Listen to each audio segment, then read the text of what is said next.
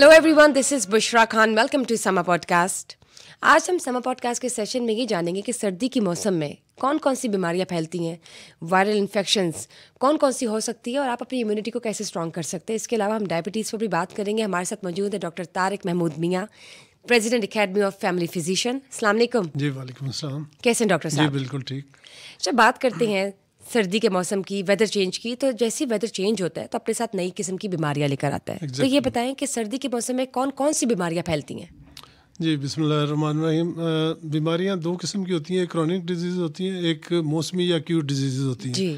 तो जैसे गर्मियों का मौसम आएगा तो पेट की बीमारियां, लेकिन जब सर्दी का मौसम आएगा तो हमारा रेस्पिरेटरी ट्रैक्ट यानी नाक, कान, गला और फेफड़ों की बीमारियां ये आम हो जाती हैं। ठीक। अक्सर क्या होता है कि हम रात को गर्म कपड़े पहन के लिहाफ वगैरह में सोए होते हैं और कमरा भी गर्म होता है, लेकिन जो ही एकदम से बाहर एक्सपोज होते हैं सडनली अब ठंड को, तो आपका सबसे पहले जब ठंडी सांस अंदर जाती है तो आपकी अंदर की जो म्यूकस मेम्ब्रेन इंटरनल लेयर है वो इफेक्ट होती है उस सर्दी की वजह से। राइट। हमारे मुंह के अंदर ही जरासीम है और हवा में भी तैर रहे होते हैं। बिल्कुल। तो वो जब हमारी इम्यूनिटी लो होती है तो वो एकदम से अटैक कर देते हैं, क्योंकि जब भी आप कमज़ोर होगे तो ताकतवर आपके ऊपर हमला कर देगा। ये इंटरनेशनल असूल है। तो जो ही आपकी इम्यूनिटी लो हुई, और इम्यूनिटी किन में ज़्यादा लो होती है, बच्चों में और बूढ़े अफराद में, या वो लोग जो कैंसर के मरीज़ हैं, डायबिटीज़ के मरीज़ हैं, या कोई भी क्रॉनिक बीमारी, वो ऑलरेडी उनकी इम्यूनिटी लो होती है, तो ये लोग बड़ी जल्दी इसका शिकार होते हैं। तो आमतौर पे देखा गया कि सर्दियों में, और हमारे यहाँ बेशुमार अमवात वो होती भी सर्दियों में है, ठीक है जी। उसमें हमेशा respiratory tract infection, pneumonia, chronic bronchitis, asthma, ये सारी चीज़ें जो है ना एग्रेवेट हो जाती हैं, जो ऑलरेडी पीछे चल रही होती हैं वो भी, और जो नई बीमारियां हैं वो भी इस तरह हो जाती। तो ये बताएं डॉक्टर साहब, अक्सर हमने देखा है कि जैसे सर्दी शुरू हुई तो लोगों को नज़ला ज़ुकाम खांसी शुरू हो जाता है, तो अपने आप ही वो अपने डॉक्टर बन जाते हैं, घर में अपना इलाज शुरू कर देते हैं, एंटीबायोटिक्स का इस्तेमाल करना शुरू कर देते हैं। ये किस हद तक खतरनाक है, ये बताइए। असल में अनफॉर्चुनेटली हमारा वो वाहिद मुल्क है जिसमें प्रेस्क्रिप्शन के अलावा भी आपको एंटीबायोटिक्स मिल जाते हैं। बिल्कुल ठीक बात की आपने। किसी दुनिया के मुल्क में चले जाएं तो वो वहाँ पे आप दवाई बिल्कुल विदाउट प्रेस्क्रिप्शन ले ही नहीं सकते। सोए चांदे को पैरास्टामोल मिल गई, कोई इस तरह की कोई छोटी मोटी दवाई वो मिल गई, अदरवाइज नहीं मिली। और एंटीबायोटिक तो बिल्कुल नहीं मिलते, इसलिए कि हमारे मुल्क में एंटीबायोटिक रेजिस्टेंस इतनी कॉमन हो जा रही है। इसकी सिर्फ रीज़न ये है कि हमारे लोग खुद एंटीबायोटिक यूज़ करना। हालांकि आपको जब फ्लू होगा, गला ख़राब होगा या खांसी होगी तो आपको एंटीबायोटिक की ज़रूरत ही नहीं, आपका विद इन 4-5 डेज़ और या हफ्ते के अंदर अंदर ठीक हो जाएगा। सिवाय उस वक़्त कि आपको निमोनिया हो गया या टॉन्सिल जो अंदर हैं आपके गदूदें उनके ऊपर पस जम गई और बहुत ज़्यादा तेज़ बुखार हो गया, उस शक्ल में आपको एंटीबायोटिक की ज़रूरत पड़ती है, अदरवाइज़ बिल्कुल नहीं पड़ती और ना ही लेनी चाहिए। बच्चों में जिन्होंने इंजेक्शन नहीं लगवाए होते हिफाजती, उनमें वूपिंग कफ, जिसमें बड़ी रैपिड कफ आती है और अखीर से इस तरह की आवाज़ आती है, तो वो उनमें एंटीबायोटिक की ज़रूरत पड़ती है। जी जी बिल्कुल। बहुत। ये बताएं, नज़ला ज़ुकाम खांसी के लिए मेडिसिन क्या लाजमी है या कोई और ऑल्टरनेटिव भी है? बिल्कुल ज़रूरी नहीं है। इसमें यह है कि आपको अपना रेस्ट करना चाहिए, नंबर 1, नींद पूरी करनी चाहिए। आप खुद देख लें कि कभी आपको अगर नींद पूरी नहीं ना हुई तो आपको या नज़ला या हेडेक या इस तरह की कोई ना कोई सिम्टम शुरू हो जाए, क्योंकि नींद पूरी ना होगी तो इम्यूनिटी लो हो जाती है। दूसरी चीज़ ये है कि अपनी डाइट को बदलें। ठीक है ना जी। बजाय इसके कि आप फिजी ड्रिंक्स लें, जूस वगैरह पिएँ, इसकी बजाय आप अंडा लें, आप यखनी लें। ये वो चीज़ें, ये प्रोटीन जो डाइट है ये इम्यूनिटी को बढ़ाती हैं। ठीक है ना जी। रेस्ट हो गया, और साथ अगर बहुत ज़्यादा कोई आपका जिस्म दर्द कर रहा है तो पैरास्टामोल, ठीक है जी, वो ले लें। इससे ज़्यादा आपको ज़रूरत नहीं है। बाकी जो हमारे घरों में चलता है, जुशांदा पी लें, कोई कहवा पी लें, वो चीज़ें जो है ना वो ठीक है। लेकिन ये है कि अगर आप कोई बहुत ज़्यादा कोल्ड ड्रिंक्स ले लेंगे या बहुत ज़्यादा ठंडा पानी पी लेंगे तो वो आपकी इसको और ज़्यादा वर्स करेगा। मतलब नए किस्म के एक्सपेरिमेंट्स नहीं करने चाहिए। और दूसरी चीज़, कार्बोहाइड्रेट्स, जो जितनी भी बेकरी आइटम्स हो गई, फिजी ड्रिंक्स हो गए, जूस वगैरह हो गए, नान, चावल, आलू, इन चीज़ों को परहेज़ करें इनसे। और तीसरी एक और बहुत ज़रूरी चीज़ मैं आपके प्रोग्राम के साथ से कि ये जो हम ऑयल इस्तेमाल करते हैं ना, सीड ऑयल, ये इंतहाई ख़तरनाक है। ये अंदर आपके इन्फ्लेमेशन काज करता है। 3 तेल जो ऐसे हैं जिनमें से आप पका सकते हैं, देसी घी, सरसों का तेल और नारियल का तेल, और ऑलिव ऑयल जो है जैतून का तेल, उसको आप पका नहीं सकते, उसको वैसे खुराक के ऊपर, सलाद के ऊपर डाल के वो ले लें, वो भी आपके लिए बहुत बेहतर है। तो यानी कि जो लोग खाना बनाते हैं ऑलिव ऑयल में, वो भी ठीक नहीं है? खाना बनाना उसमें ठीक, क्योंकि उसमें उसका वो ख़राब हो जाता है। ठीक है, ठीक है ना। वो आप सिर्फ सैलड के ऊपर या वैसे 2 चम्मच आप ले लें, वो ठीक है। लेकिन यह है कि खाना 3 ऑयली हैं जो मैंने आपको बताए, इसके अलावा नहीं और करना। सरसों के तेल की जब बात करते हैं तो डिफरेंट रिसर्चेज हैं। कुछ लोग कहते हैं कि पकाया जा सकता है, कुछ लोग कहते हैं पका के नहीं खाया जा सकता। तो सरसों के तेल के हवाले असल से में क्या जो genuine- कोल्ड प्रेस्ड है ना, जो कोलू का बना हुआ तेल है, मतलब किसी हैवी मशीनरी में से ना निकाला गया, वो ठीक है आपके लिए। ठीक है जी। और दूसरा ये कि ये जो हम बहुत ज़्यादा भूनते हैं ना, ये हमारे यहाँ इसका रिवाज है, ये ठीक नहीं है। ठीक है जी। तो और उसके साथ ये है कि अगर आपने गोश्त या कोई चीज़ खा रहे हैं तो उसके साथ उतना ही, उससे कम से कम 2 गुना आप सैलड ज़रूर लें। जब आप वेजिटेबल लेंगे, जो वो सारा फाइबर है, फाइबर जब आपके अंदर जाएगा तो अंदर जो जरासीम है हमारी गट के अंदर, जो हेल्दी जरासीम है, वो उनको वो न्यूट्रिशन मिलेगी और वो ठीक रहेंगे। लेकिन अगर उन्हें आप ये जो मैंने चीज़ें कार्बोहाइड्रेट गिनवाई हैं वो देंगे तो वो आपके अंदर इन तड़ियों में सुराख कर देंगे, और उसकी वजह से टॉक्सिन, जो कि जहरीले मादे, जो कि वरना अब्जॉर्ब नहीं होते नॉर्मल हालात में, जब उन्हें फाइबर नहीं देंगे तो वो फिर अब्जॉर्ब हो गए, जिसम में बेशुमार बीमारियों का सबब बनेंगे। डॉक्टर साहब, अक्सर देखा गया है कि विटामिन डी की डेफिशिएंसी हो जाती है लोगों को। तो कहा जाता है कि जो सन है, सूरज है, वो एक अच्छा सोर्स है जहाँ से आप नेचुरली विटामिन डी कंज्यूम कर सकते हैं। तो क्या सर्दियों में एक अच्छा सोर्स है सन कि आप विटामिन डी वहाँ से ले सके, पूरी कर सके? इसमें कोई शक नहीं कि जब सूरज निकल रहा होता है जो 9-10 बजे, उसमें आप अगर जिस्म को एक्सपोज करके, तो वो जो अल्ट्रा वायलेट रेज़ हैं वो स्किन में जब आती हैं तो वो विटामिन डी बनाती हैं। लेकिन एक तो ये है कि हमारे यहाँ पोल्यूशन बहुत ज़्यादा है, वो अल्ट्रा वायलेट रेज़ उतनी पहुँच ही नहीं पाती। ठीक है ना। इसलिए ये सोर्स अब इतना काबिल एतबार नहीं रहा। और दूसरा देखा गया है कि तकरीबन 70-80% लोगों का आप विटामिन डी का लेवल कराएं तो वो डेफिशिएंट होंगे। बीइंग ए डॉक्टर, मैं आपको एक अपनी बात बताने लगा हूँ कि मेरे हाथों में ये स्वेलिंग होगी और दर्द करना शुरू हो गया, और मैं डर गया कि कहीं गैंठिया तो नहीं हो रहा। जब मैं विटामिन डी अपना करवाया तो आप अंदाज़ा करें दैट वाज ओनली 5, जबकि होना कितना चाहिए 60 से अबव। और मैं जब विटामिन डी सप्लीमेंट लिया तो मेरी वो सारी चीज़ें ठीक हो गई। फिर कोविड में हमने देखा जिन लोगों का विटामिन डी कम था उनकी इम्यूनिटी लो थी, उनकी डेथ ज़्यादा हुई। अमेरिका में वर्ल्ड वार 2 में क्या हुआ कि जो गरीब लोग थे उनको उन्होंने बाहर बिस्तर दे दिए, हॉस्पिटल भर गए थे। जो अमीर लोग थे उन्हें हॉस्पिटल के अंदर बेड दे दिए और गरीबों को बाहर ग्राउंड में लिटा दिया। तो जो अमीर अंदर दाखिल थे, चूँकि वहाँ पे सूरज नहीं पड़ता था, वो जल्दी एक्सपायर हो गए, और जो बाहर थे वो बेचारे गरीब वो बच गए, इसलिए कि उनमें विटामिन। और फिर बाद में रिसर्च ने साबित किया कि आपकी चाहे डायबिटीज़ हो, चाहे इनफर्टिलिटी हो, चाहे डिजीज़ हो डिफरेंट, ये एक्यूट डिजीज़ जितनी हमने गिनवाई हैं, जो दमा हो, क्रॉनिक ब्रोंकाइटिस हो, नज़ला हो, खांसी हो, इसमें विटामिन डी सप्लीमेंट देना बहुत ज़रूरी है, और वो आपकी इम्यूनिटी को इन्हांस करेगा और आप बड़ी जल्दी सेहतयाब होंगे। ये बताइए किन सिम्टम्स से मालूम होता है कि आपकी बॉडी में विटामिन डी की डेफिशिएंसी है?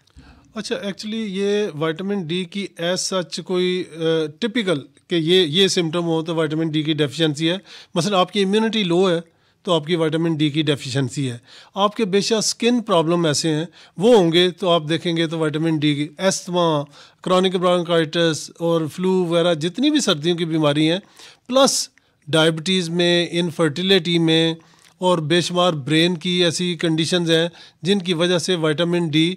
तो मैं तो ये कहूँगा कि हर एक बंदे को विटामिन डी सप्लीमेंट ज़रूर लेना चाहिए, क्योंकि हमने देखा जब 70-80% डेफिशिएंट है, तो जिनका नहीं भी टेस्ट कराया, आप अगर 5 से 10,000 इंटरनेशनल यूनिट डेली ले लेना तो वो आपके लिए सफिशेंट है। ठीक है। या 2 लाख वाला कैप्सूल भी आता है, इंजेक्शन भी आता है।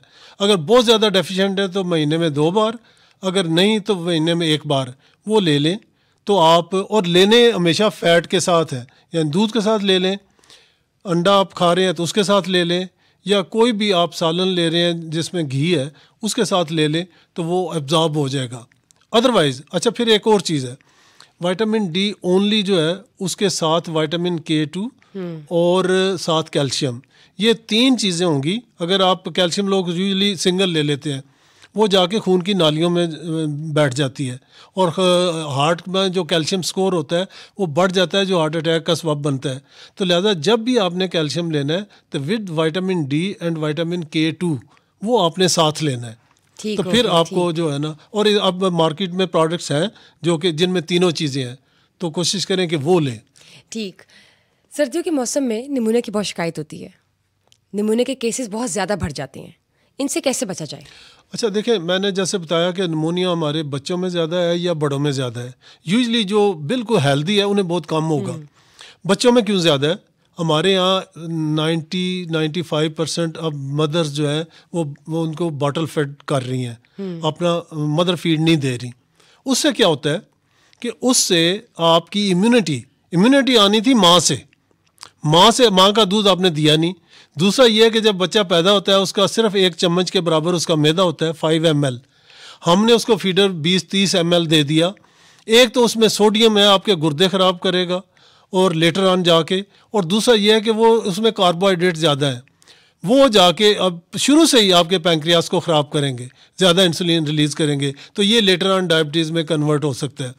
इसलिए मैं यहाँ पे हाथ जोड़ के माओं से गुजारिश करूँगा कि खुदारा ये फीडर ना दें। अब यूरोप जिन्होंने शुरू किया था उन्होंने बंद कर दिया है, तो मदर फीड देंगे, उसकी इम्यूनिटी स्ट्रांग होगी, उसको निमोनिया नहीं होगा।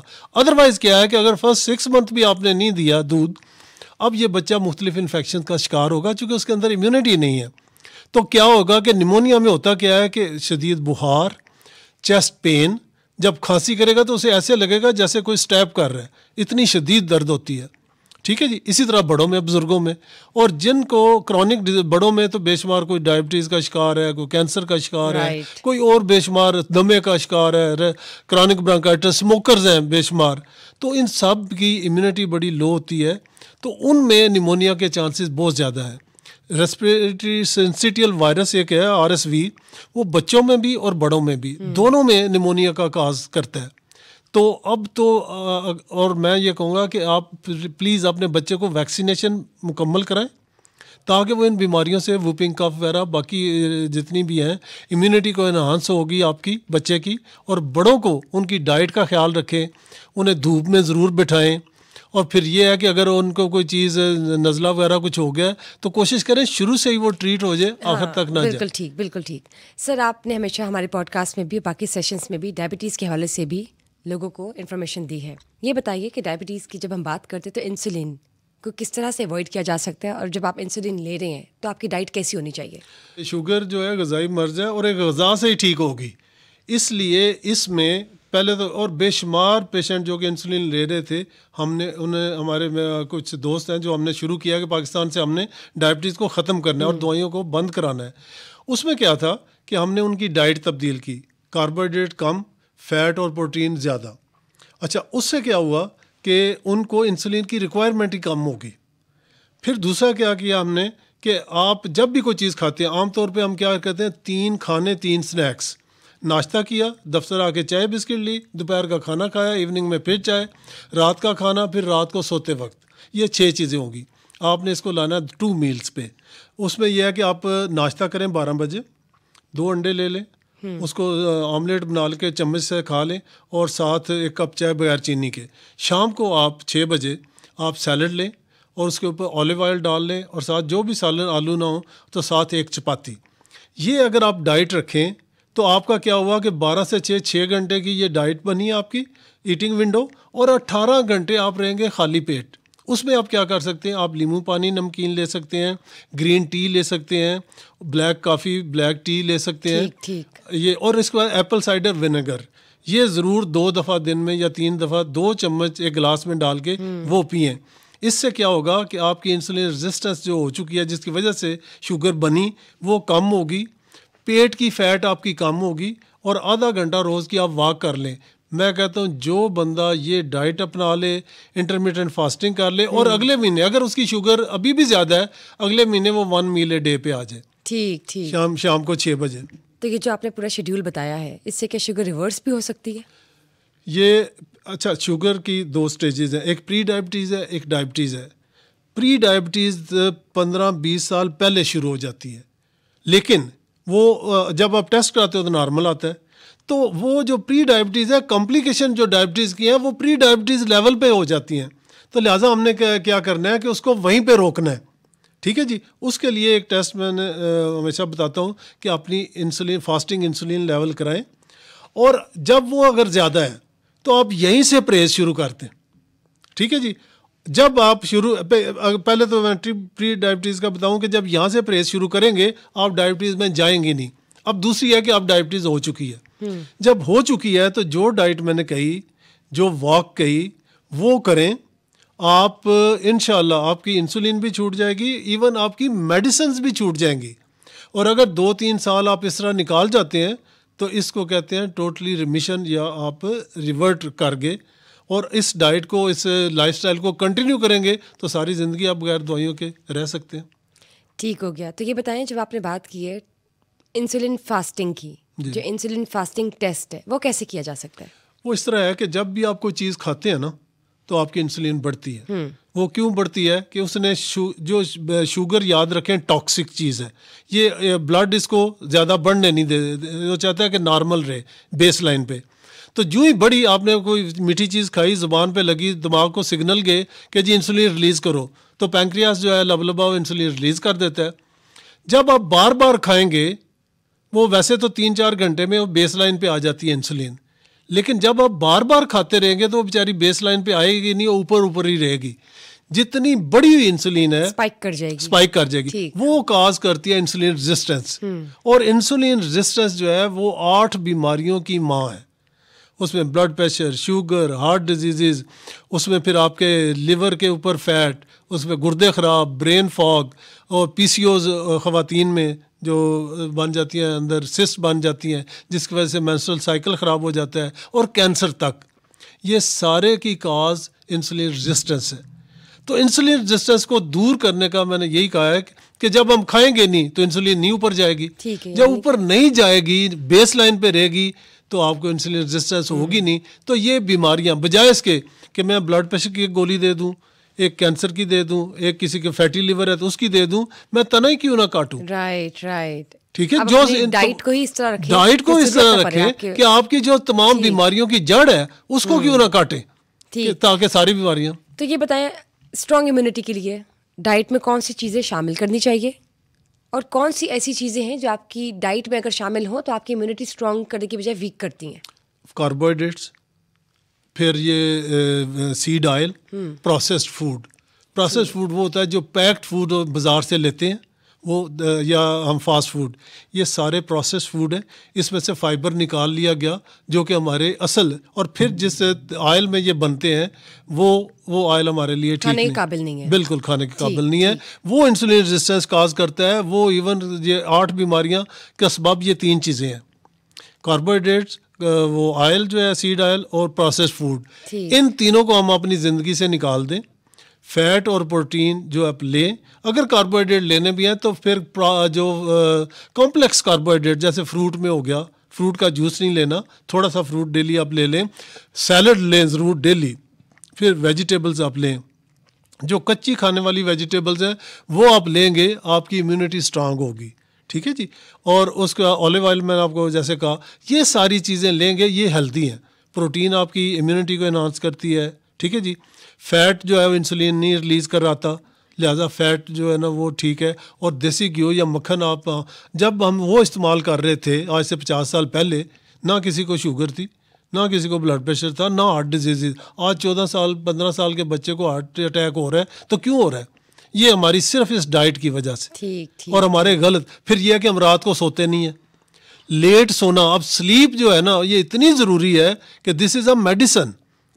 और कहते हैं कि अगर आप 9-10 बजे सो के, तो ये 2 बजे तक का टाइम है, 3 बजे का, ये बड़ा ही एसेंशियल टाइम है ये आपके लिए। आप सुबह फ्रेश उठेंगे, तो ये चीज़ें हैं जिससे आप इम्यूनिटी एनहांस कर सकते हैं। और आप अपनी ज़िंदगी में अगर शामिल रखें तो आपका लाइफस्टाइल जो है बेहतरीन होगा, बेहतरीन बीमारी से आप पाक रहेंगे। बिल्कुल 100%। सर, जब हम एंटीबायोटिक्स की बात करते हैं तो ये बताइए कि एंटीबायोटिक्स को खाने का सही तरीका क्या है, और एंटीबायोटिक से किस किस्म के नुकसान हो सकते हैं या कोई नुकसान हो सकता है या नहीं? एंटीबायोटिक सिर्फ उस इन्फेक्शन में, जैसे निमोनिया उसमें बड़ा ज़रूरी है, उसके बगैर नहीं। और वो भी एक वायरल निमोनिया, एक बैक्टीरियल निमोनिया। ठीक है, ये आपका डॉक्टर डिसाइड करेगा कि आपको वायरल निमोनिया या बैक्टीरियल। बैक्टीरियल निमोनिया में इसेंशियल है एंटीबायोटिक और उसका पूरा कोर्स।